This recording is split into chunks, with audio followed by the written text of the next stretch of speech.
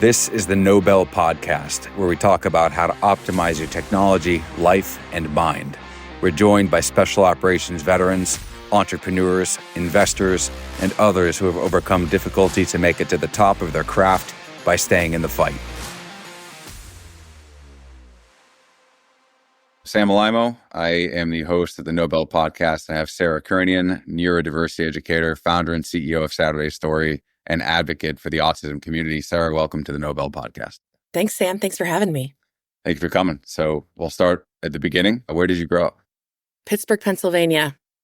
Pennsylvania. Okay, so that explains kind of where. Specifically Pittsburgh. Yes. You gotta differentiate. I'm sorry. I know you're based in Philadelphia. We have to differentiate. I grew up in Northeast PA, so like a small town. There's no loyalty there outside of the town. So no problems there. Where'd you go to grade school? McKnight Elementary in the northern suburbs of Pittsburgh. Specifically graduated from North Allegheny High School. What was the journey from there to Penn State? I had no choice. My parents are Penn State alums. They graduated in 1981. I was born in 1983. I'm the oldest of three kids, had a wonderful, typical journey of a intelligent young woman with parents that supported her growth. And I could have gotten into better schools. And they said, that's great, but you're going to Penn State. That's really wonderful. You get a great education at Penn State. They both graduated from Penn State's engineering school. And my dad was a high school physics teacher for 30 years. My mom is an artist. They were not rolling in cash by any means. And they said, if you want to tackle on anything else, it's on you. And I said, great, let's go to Penn State. Physics and art is an epic combination. That's right brain, left brain right there. My dad is a ceramic engineer by degree. My mom is an environmental engineer by degree. They both worked at Westinghouse Steel in Pittsburgh. And within a year, completely quit engineering, gave up everything, went back to school. I was in utero. My mom always loved lettering and calligraphy, and my dad loved teaching science. He loved science. He didn't want to practice it. He loved teaching. Emergency teaching certification.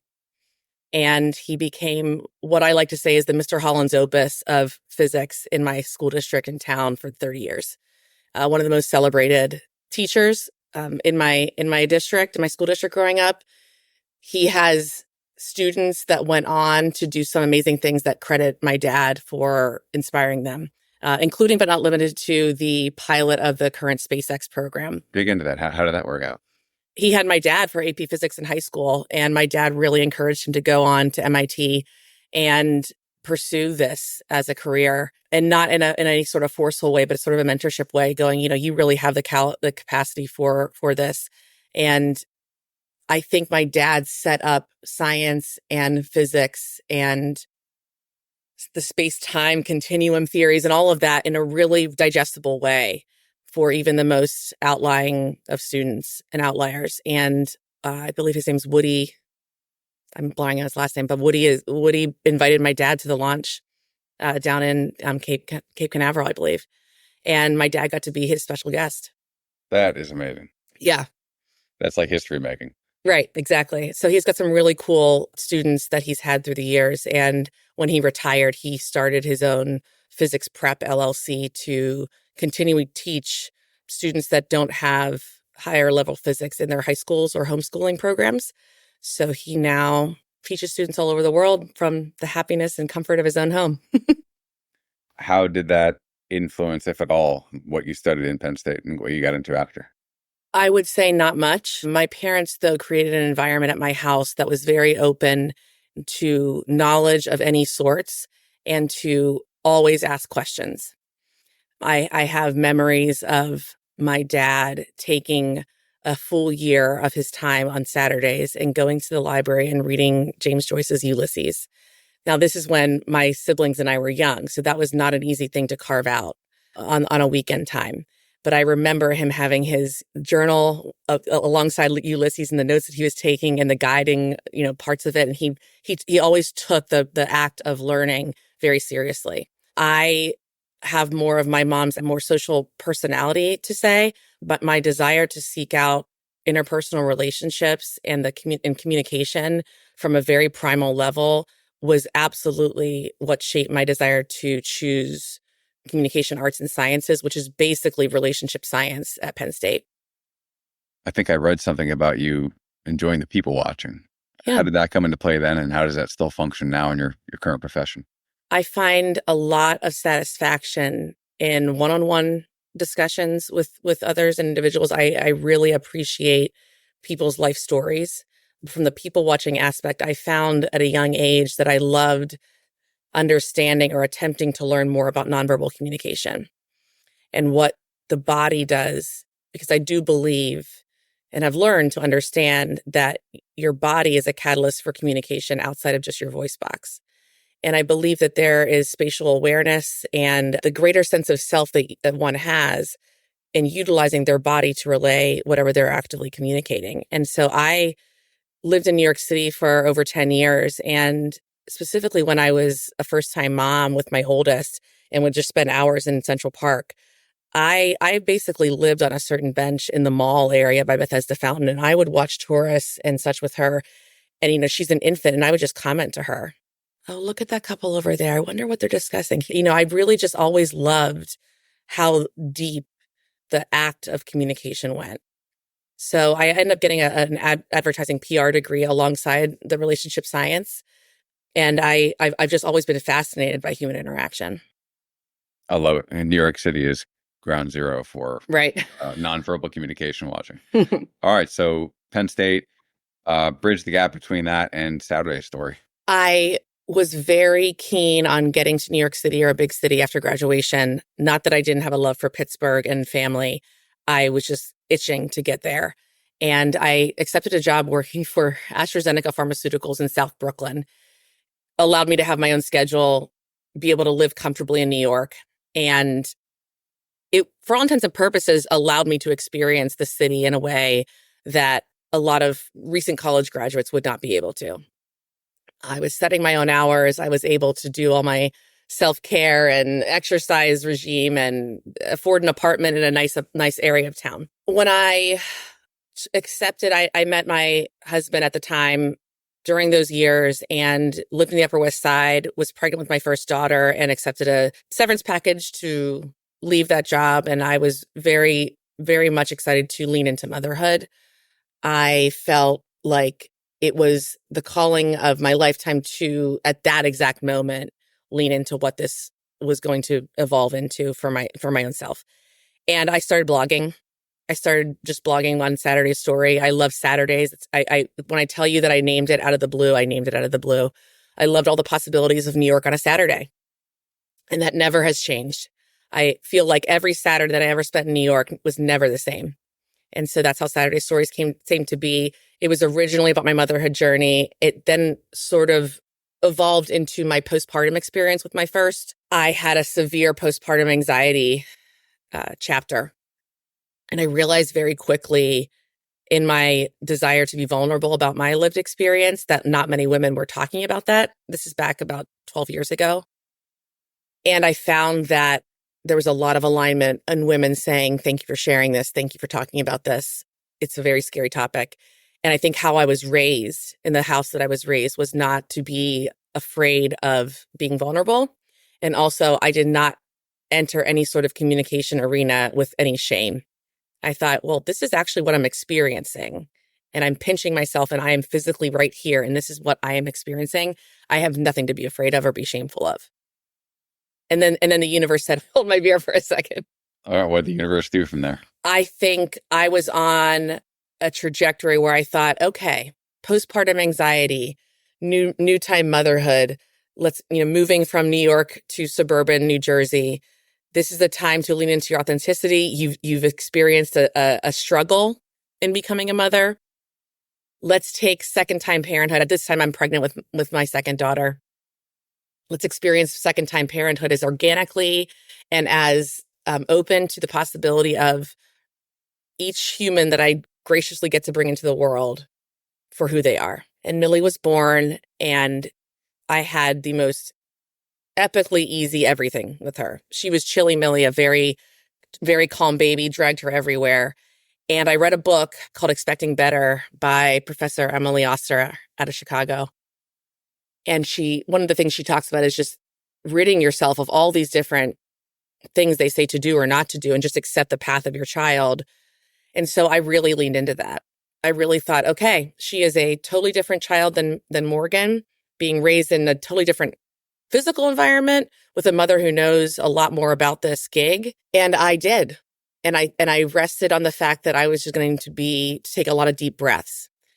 And the interesting part about that was that I had a mother's gut start to kick in and a sensation around a year old for Millie, because I noticed that while she was present and in the room with my other daughter and me all the time, she was not actively seeking out connection.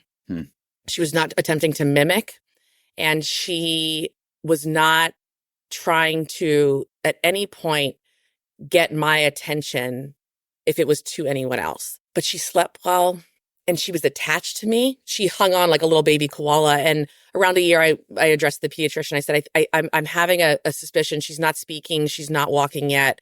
There's something feels different. And I was told, she's a girl.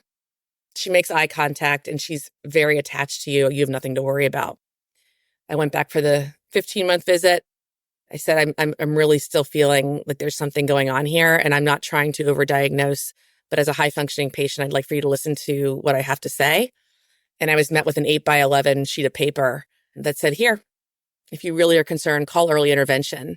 And I thought to myself, all right, I'm divorced from my children's father. He still is a Wall Street trader, and at the time, out the door at 5:30 a.m. and home at 7:30. So if for all intents and purposes, a single mom when it came to the child rearing, but with a lot of financial support to do what it needed to take to understand our daughter. And after a number of trials and observations and evaluations, the team from early intervention sat around my then kitchen table and said, do you understand that Millie doesn't play? Now, at the time, my 3.5-year-old, she is in Montessori school. I mean, I was so keen on play-based education and watching the growth of that through my typical developing older daughter that I couldn't believe that I was being asked this by practitioners who honestly thought I was nuts. And I said, probably with a fairly sharp tone, of course I know how language is developed. It's through play. And so are you telling me that Millie doesn't play? Well, then let's figure out how we get her to play and to talk. I will max out whatever services you are offering. And they all did that look around the table and they said, you need to get in front of a developmental pediatrician immediately. I have to say too, I was also newly pregnant with my son at the time, and I wasn't feeling that great. And I thought, okay, let's just keep doing the next right thing. So jumping into all the services provided, Millie's behaviors and defiance and demand avoidance became so clear. There was no situation that she was able to be put in to play, build blocks, Play-Doh, string beads. Not only was nothing satisfying to her, she was defiant about not joining. It was really strenuous to watch. Do you know why the intuition is not to play? What's the ground for that? What I know about neurodiversity and the neurodivergent mind now is the lack of, there's actually a brand new study that came out that's helping this theory, is that there's a lack of synapses when it comes to all the sensory and motor planning capabilities of an autistic brain. So there is less of a bridge per se to understand the physical and mental growth of what it takes to actually use your body and to be imaginative and to use your body to play in that sense. So it's physical, it's motor-based and cognitively based. I mean, now that I know that that is the reason for it, it makes more sense. But you rewind 7.5 years, I was in a puddle of questions and in a puddle of wonder, hoping to stay curious alongside a real grief that my child was not going to be on a trajectory like my older one. So let's pause there and define neurodivergent. At its most basic level, the circuitry of the mind of someone who is called neurodivergent is flat out different in the connectivity of the brains and its parts. The only scientifically proven education for a child with neurodivergency is applied behavior analysis therapy. And basically what that comes down to is repetition. And the neurodivergent mind takes a longer time to upload and intake sensory input, or it's flooded by a sensory input. And that flooding or that lack of reception to the input creates either a lack of desire to go through with an act or play or be participatory, or it becomes such a hyperfixation, because I believe what the science is showing is that one connection gets clicked on, and that's all that is wanting to be done by the young child or individual. It is a way of intaking the world that is different. That is different through every sense of the word, and specifically energetically. So I'm curious about the causes of it. It sounds like Mm-hmm. this is it's not like a codified science. They're still trying to figure it out. Yep. Do you know what causes it? Is it nature? Is it nurture? Is it the perfect combination? Is it both? Everything I know from a scientific base now is that it is both. And the genetic testing that most families that have the ability to do so, that have a child that is diagnosed with autism, find that there's no genetic mutation that's caught. There's no data point that suggests that there's one allele on one gene or one strand of proteins that suggests that a deletion or an addition is the cause of autism. The most recent study I read truly came out only about 15 days ago from Yale School of Medicine that said the synapse, that what we're realizing is something so basic. It's that there's a lack of synapses within the autistic brain that are clearly a part of how we best communicate as a typical individual. And a neurodivergent individual simply has less. And then when you take the spectrum, what the abstract said was the more amount of synapses that were not filled, the greater in severity a person's autism is. There's another way to look at this. From the military, you get a lot of people who, through a hardcore way of life, through blasts and whatnot, they become changed through behavior changes. Mm-hmm. Is that sort of another way to end up at the same result with a different functioning mind? It's possible.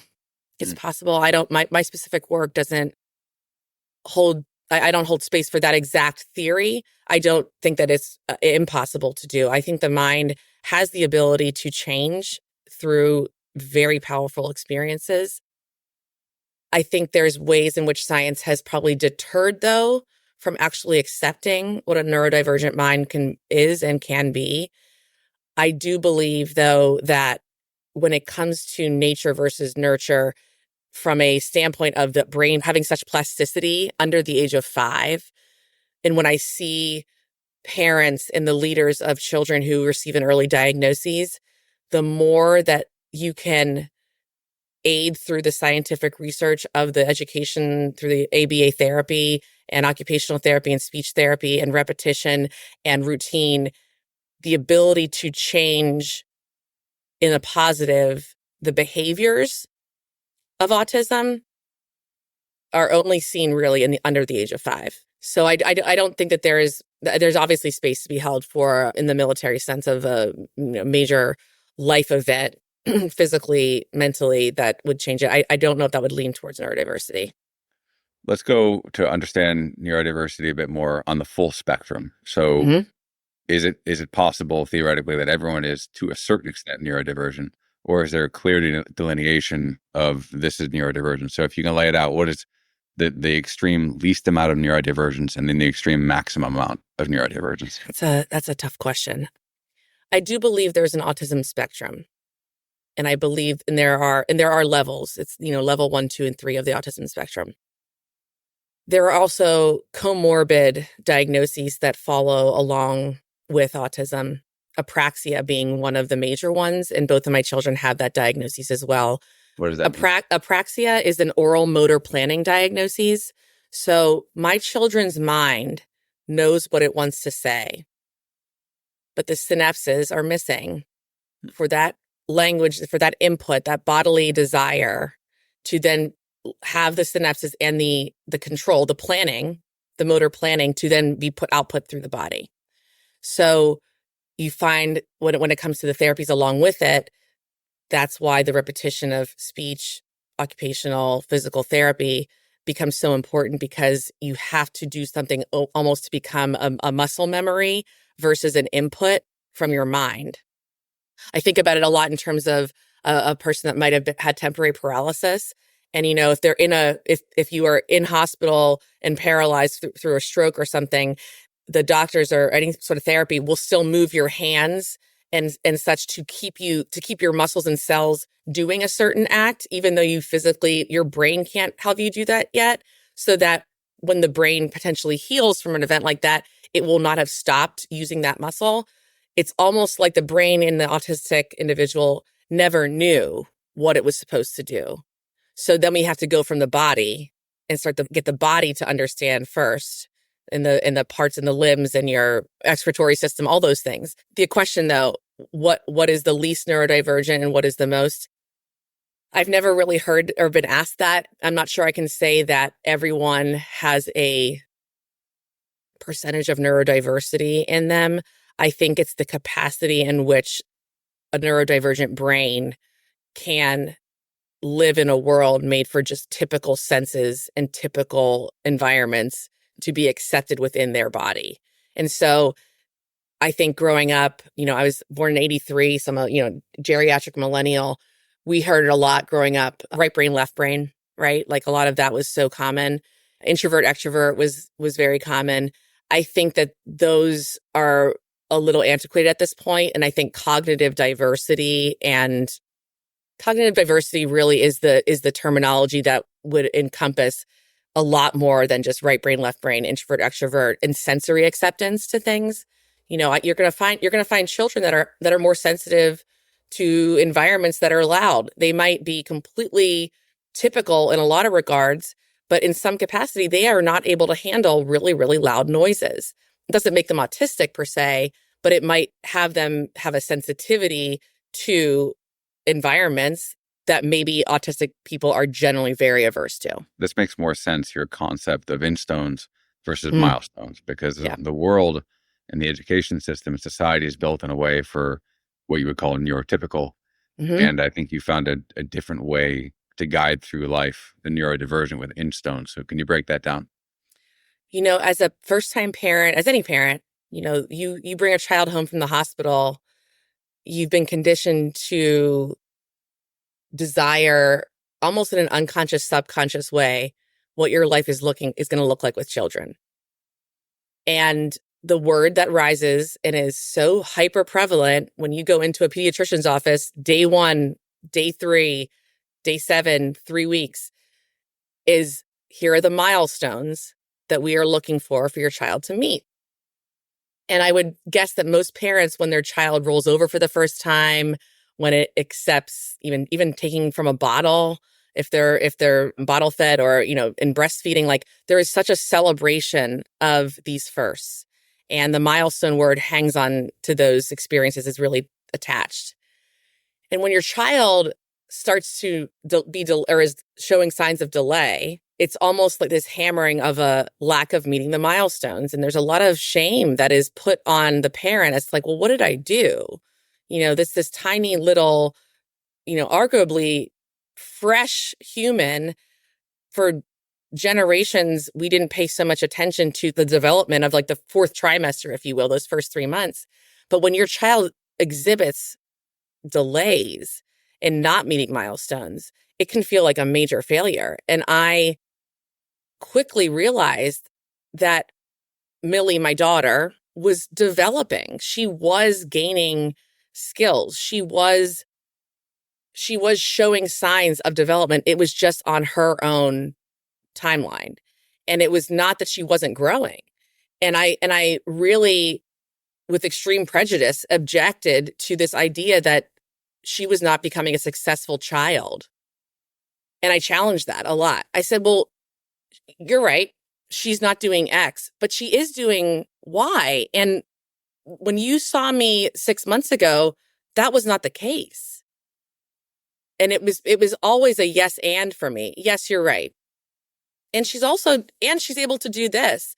And exposure and repetition and choosing to lean in to something specifically on the developmental scale of my two younger ones, it rose quickly that I had to celebrate the small wins, the small victories, the inchstone over the milestone, because I don't believe that any parent can say here that the luxury of parenthood is saying your children reached milestones like, oh, my child walked at blah, blah, blah.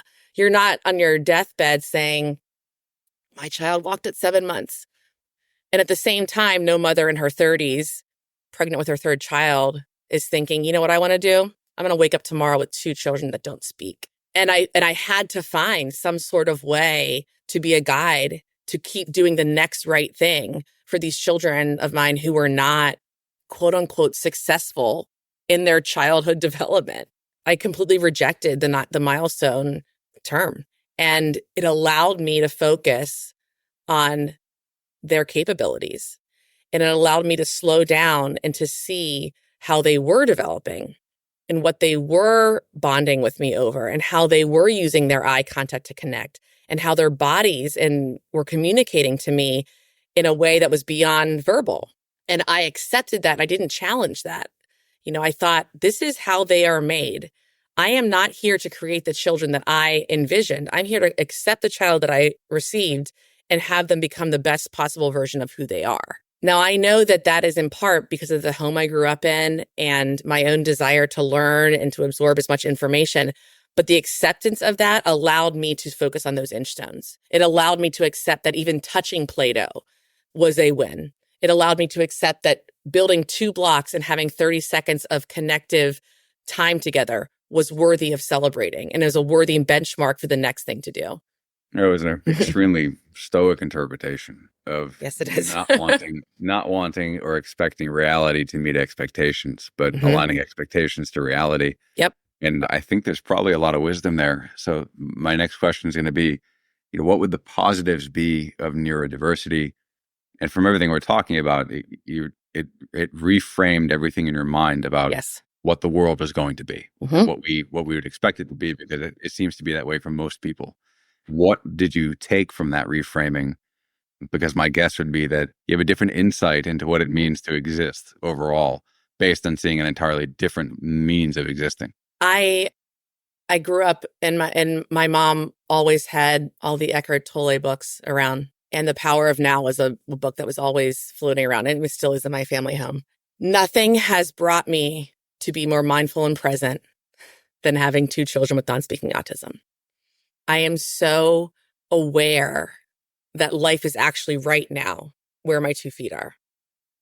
The conversation that we're having right now is building my life. The smallest of moments of connectivity, of song, of art, of a breath together, of a walk in the woods is where I am right now is the only thing that is in my control.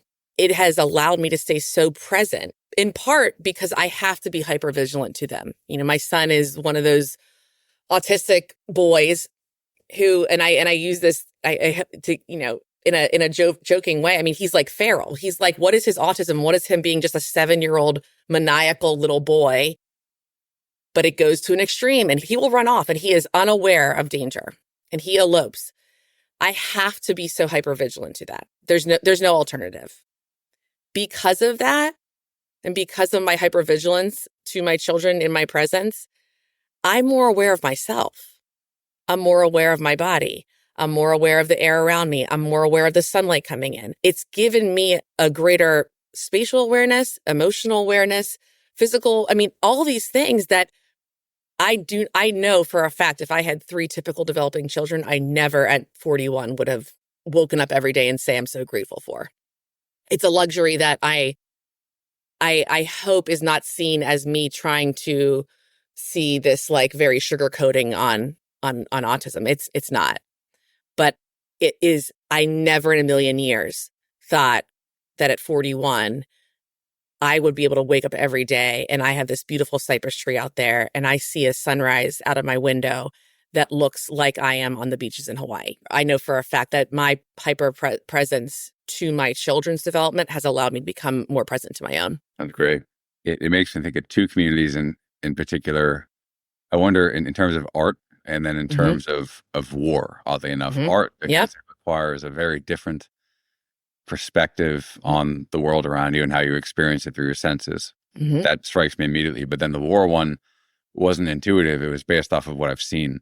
Mm-hmm. I've seen quite a few SEALs and other people kind of at the front lines Mm-hmm. who embody certain traits of what you're talking about. Mm-hmm. And I wonder how you see it from your perspective, as deep as you are in the space, those two groups of communities. So I must admit, my boyfriend and partner is a United States Marine, so I have a lot of knowledge on the military from a personal standpoint. He actually handed me Warfighting, the pamphlet, and he said, "This is when we were first dating," and he said, "Substitute out war for special needs parenting, and it's all going to make sense." And it 100% does.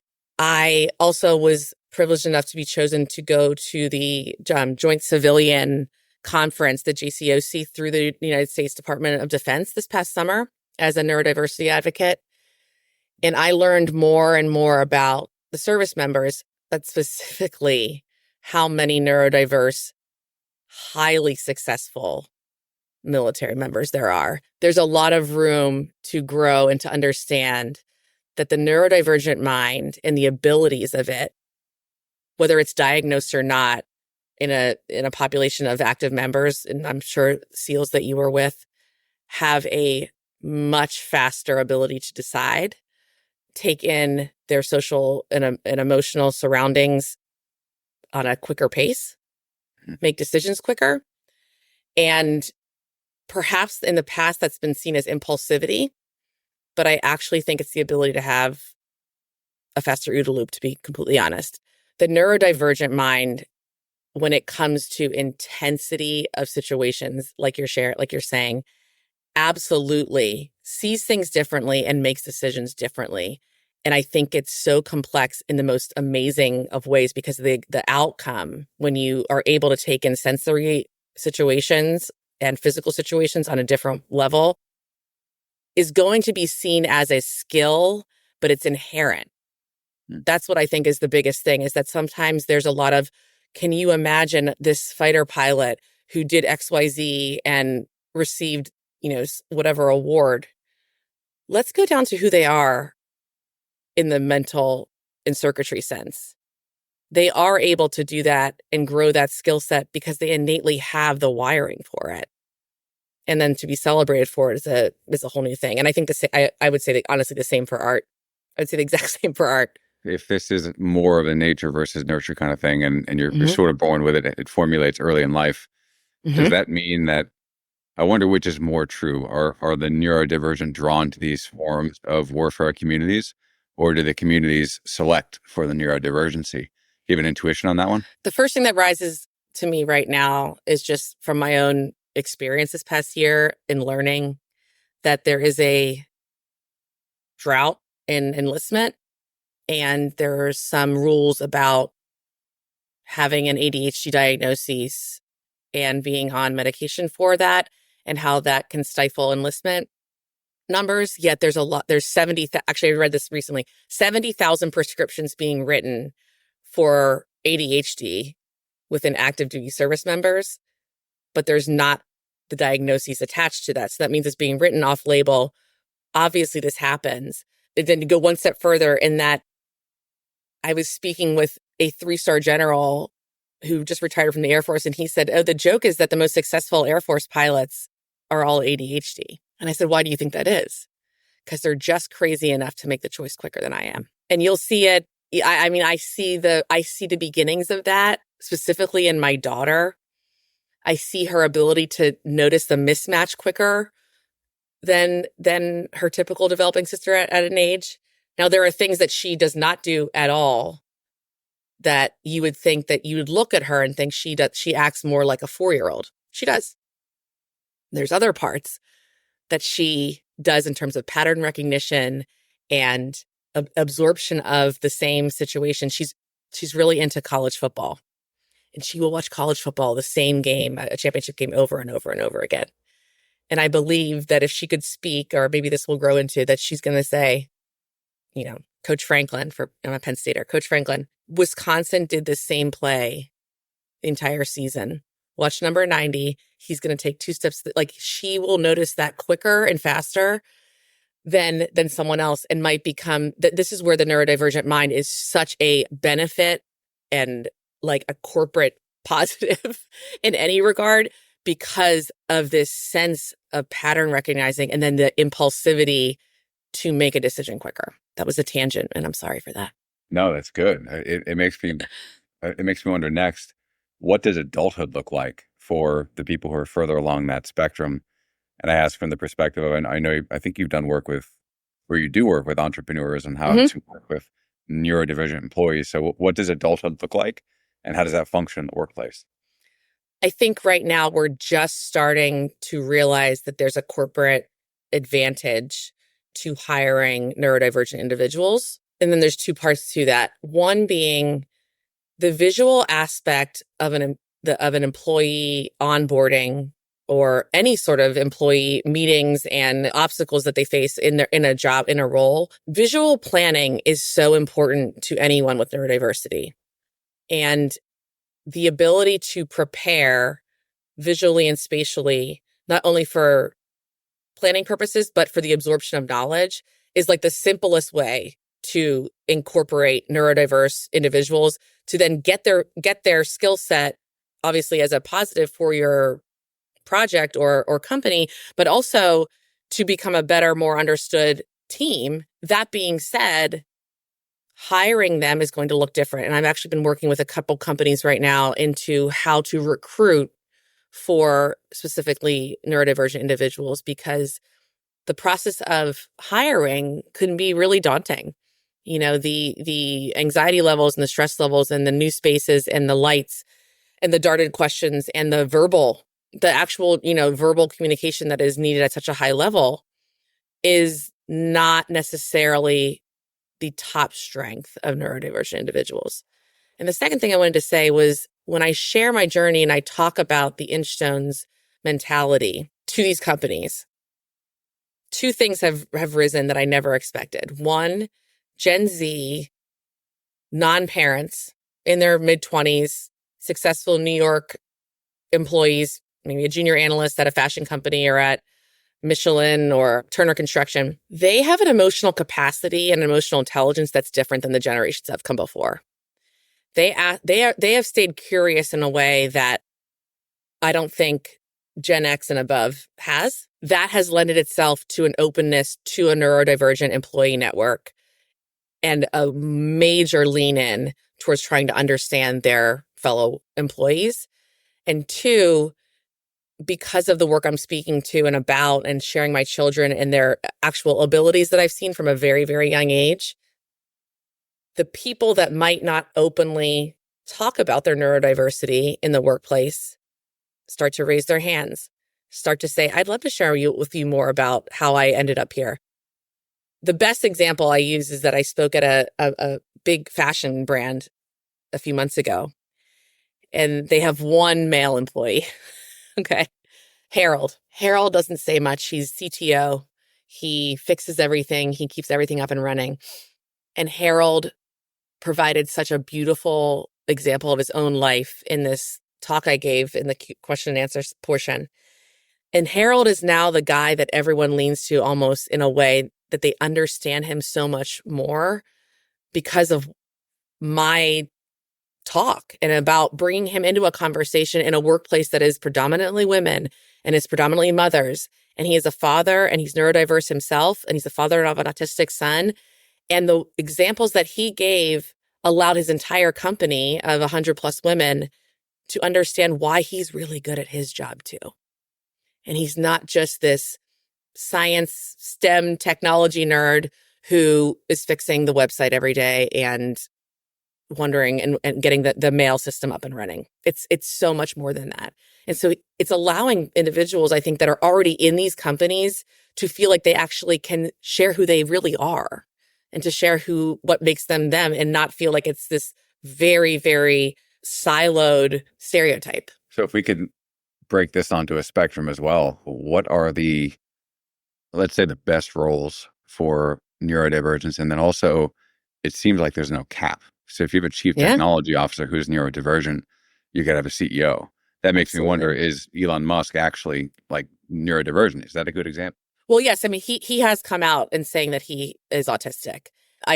There is a lot, and it's pretty easy to find. Silicon Valley is waves ahead of most of corporate America in terms of actively hiring neurodivergent individuals. The technology growth space lends itself to be siloed and directive, and computer programming has the patterns, and it just at its foundational level, it's very satisfying to the neurodivergent mind. I think the growth that's going to come from that is that is on a really I think that's on the far end. I think that your neurodiversity lends itself to be more scientific at first, but I'll tell you what, I see my daughter actively say, she uses a device to speak. So she has an app on a mini iPad, and she'll say, "Can we do crafts? Is it time for art?" So I think that there's a desire, and we're realizing it at a younger age. It's not just the pattern recognition or the science of, hypotheses and end results and experimentation to prove something, which is very satisfying, right, to any brain. But it's specifically the proven pattern of experiments to a neurodivergent individual, specifically in the tech world, and to create at a younger age, you realize that it's not just in science, technology, and math. It is way more complex than that. And you have to account for the social and emotional sensitivities that they have. And the support of that, I think, has been blown out of proportion. I think that support for neurodivergent individuals is not as A, expensive, or B, exhaustive as it needs to be. Low lighting in an office building, quiet headphones able to be used is not a place of reclusiveness, but in terms of being the most productive version of who they are. The desire to be on a team is not limited by a neurodiverse individual. My children love being around other kids. It's exhausting. I see that their bodies are exhausted when they're around typical kids for a really long time.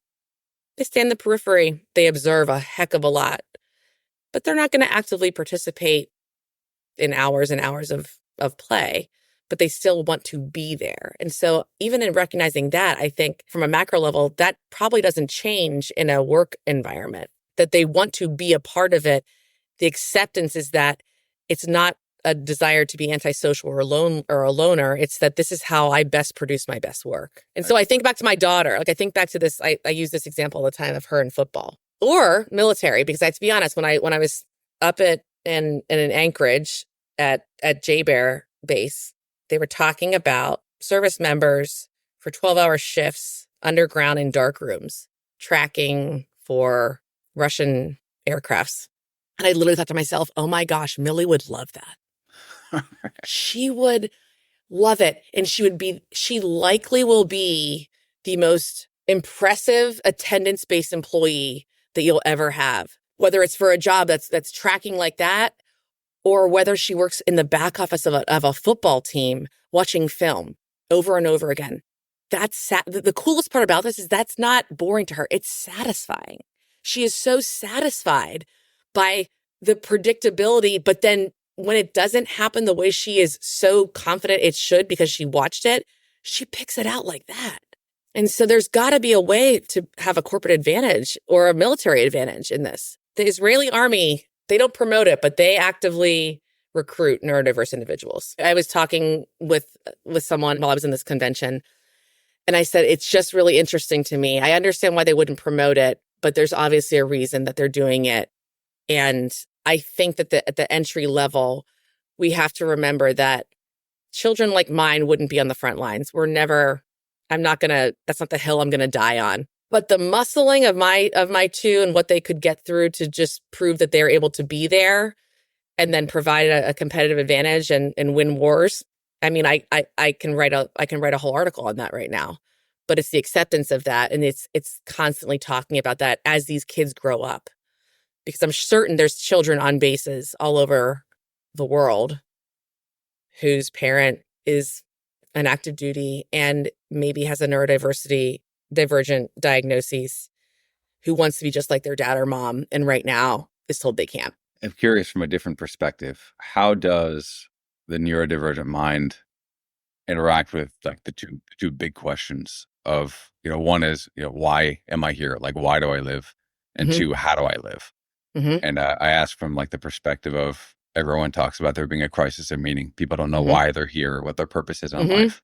Mm-hmm. What do you think do those questions arise? And if so, what do you think the answers look like from a neurodivergent perspective? The lack of social conditioning that affects my two younger children is the coolest thing about them. They just are. Like, they just are. Millie loves music, and she specifically loves a few songs by Ed Sheeran. If I had Ed Sheeran walk into my home right now to sing the song that she loves, I mean, she'd love it. She could give a flying F if that's Ed Sheeran or not. Cool. You're just a person that created a song that I love so much. Thank you for writing that song, right? Thank you for being you. She is so completely in her body, confident that this is who I am. She does not take in the world and all these extras and these nuances that we do as typical humans. And it is the coolest thing about her. My boyfriend and I, Mark, took her and Mac trick-or-treating to a few homes. Historically, holidays are not their forte. They sort of go along with it. They do a few houses. Millie likes commenting on the chocolate and candy on her speaking device and comes in and plops right back down and just wants to grab a slice of pizza and watch her favorite show called Super Y before bed. And we were commenting, we were like, I mean, it is kind of silly. Like when you start to, it has nothing to do with any religion or, societal desires. It's like, yeah, I kind of get it. Like she probably knows that we can go to the store and buy candy and we can play dress up at home. And it's like, she is not conditioned to what is being told that we should do ever on any level. And you cannot convince her otherwise at all. But she knows exactly what makes her feel good. And it's not a dollar amount. It's not a piece of item of clothing. It's not any sort of external validation. She just is. It exhibits itself differently in my son. I always say I have a dissertation in what is sex, sibling order, and rank, because in some ways they're very typical in how they exhibit themselves, but they don't care about the things that we have become so sadly conditioned to. And that's why, like I was saying at the beginning, it comes back to, I have such an ability to stay so present because this is all we have. And it sounds so dramatic to say. All I have right now, Sam, is my conversation with you. That's all I have. I have water. I have my cup of coffee here. I've got photos and mantras around me and a library of books that I'm so proud to read and absorb. But I mean, nothing else really, truly is anything right now except my connection one-on-one and my desire to understand other people in the world, because that's who I am. I love doing that. We probably spend 5 hours on that subject. Yeah. So Yeah. It's a good way to finish it. There's a lot to think about there. Well, I'm going to bump into sort of a typical finisher we do, which is more about you, optimization. And it's actually going to be interesting because your lifestyle is a different demand from everybody else I've spoken to so far. So the first thing is, do you have a sort of morning ritual to get yourself amped up, clarified, ready to rock the deck? 5:30 wake up. My mama hustle begins at 7 a.m. If the weather is nice, I get the coffee and I come up to my bedroom to enjoy the sunrise outside my window. If not, it's sauna and yoga and ice plunge. That's a hell of a ritual every morning. As much as I mean, if I'm home, yeah. Sauna yoga, I have a space heater. I'm a Bikram yoga devotee, and they don't have a studio in my town. So I just heat the heck out of my basement bathroom and make it work and put that on demand from the studio. That's dedication. One of my Yeah. living in New York was the Bikram yoga. Every week I'd go and it was sweat out 2 gallons, drink 3 gallons, and I'm good to go. I'm not kidding you. I mean, I've done a few 30-day challenges. It's really sad that Bikram Chahudri is who he is because he created best yoga practice there is for life. Mm-hmm. What about the heat and the cold? Do you have a particular temperature and time you like to do? I just put the sauna at max. It's like 65 degrees Celsius is my sauna gets to. I am not as good at the cold. I have to be honest. I am not. I'm about 50 degrees. Right. I try, Sam. I try. It's not, I like, you know, I have like the people that are like, you know, 41. I'm like, guys, I'm getting there one day. Just, I'm doing it. I'm doing it. Okay. I've got add-on buddies to do 32 degrees. And yeah, that's it. Yeah. Mm-hmm. It's a lot. No, it's a lot. Yeah. But getting that in before the kids get up, it's not easy, but it's simple. I believe that I have to start my day with the most clearest of my mind because I owe that to my children. I owe that to my children to be the best version of Sarah come 7 a.m. Because if I'm not and I'm groggy, and I actually had a cold last week and, you know, slept in a few days just to log some more hours of sleep. And I don't even think it did anything but create more anxiety. And I don't think that was beneficial. It was almost like I tipped it from physical to mental. And I was like, nope, that's not the right thing to do. So yeah, I'm really protective of my early mornings. What about the pivot from work to family? Do you have a ritual there as well later in the day? Not really. A byproduct, I am really conscious of when 2:30 hits, and it's about 30 minutes until everyone starts to trickle home. The afternoons are a lot of therapies, but my typical daughter is very into basketball, and so it's very full. It's just very full. That doesn't feel nearly as much of a need for preparation as the consciousness I need to do my work and to share what I hope to get out in this world. I love being my kid's mom. I think it's the gift of a lifetime. So as hard as it is to just be on the therapy routine, you know, living in my car, I don't really have a lot of stress that comes from that. So yeah, the evenings are what they are. It's just it's a well-oiled machine at this point. You've mentioned a couple books so far, but what are a handful that have changed your life? All of Ryan Holiday's books have. I'm really into Stoicism. I still read the Daily Stoic, going on year 2 with that.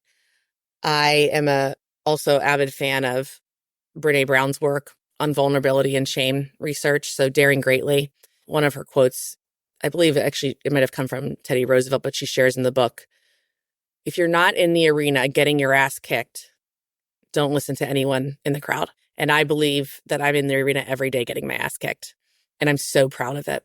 I'm so proud to be in the arena, in the ring, taking shots, actively so present to my day. This is going to bring out the New Yorker. I love Nora Ephron. I think Nora Ephron is my favorite writer and human of the most recent times. I think probably I was like a little old Jewish lady in another life. I had to have been because her New York humor like has me in stitches.